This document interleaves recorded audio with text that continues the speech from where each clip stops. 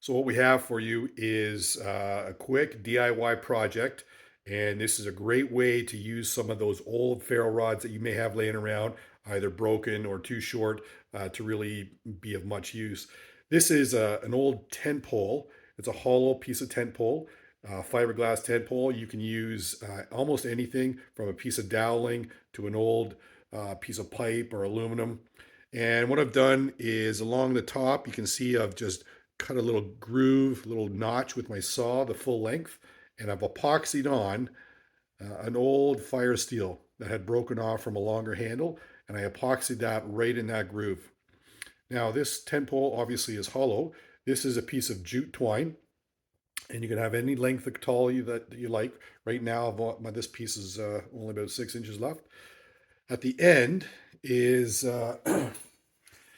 is where the torch and the magic happens. So what happens is with jute, as in any kit, you often have jute available, and you fray up the end, much like hair. Now you pull that back in front of the fire steel. Now you can either push down and strike downwards onto the jute. We're going to try it vertically and just handheld today. This is an old kind of large sawzall blade, but your little striker blades will do. And you just strike into that jute,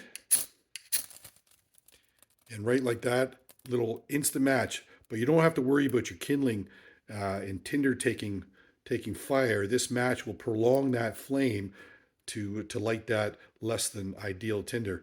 You can pull the match back inside to shorten your flame, or you can push it out to really speed up that flame. All the way back inside pulls it right out. And again, being jute, super replaceable. And should you run out of jute or it gets lost, you still have that handle. I put a little hole in the end for a fire steel, or sorry, for a little ring or a piece of paracord. But sometimes that interferes with the wick or the jute twine. But it creates that great handle. You can still use it as is. And again, when it does run out, or should it fall out, you just follow the twist in your rope, pull it back through, and you're ready for your next ignition. So again, how this works, fray up your jute. You'll see how that's frayed up there.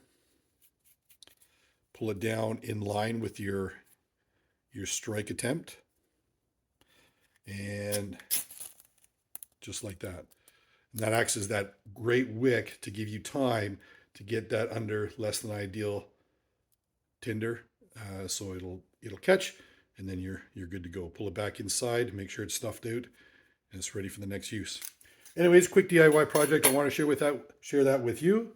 Get in your shop and you give yourself a hand and try to make one of those. All right, that's it for today. Don't forget to click like, subscribe, and share, and we'll see you in the next one. Enjoy your outdoors. Bye for now.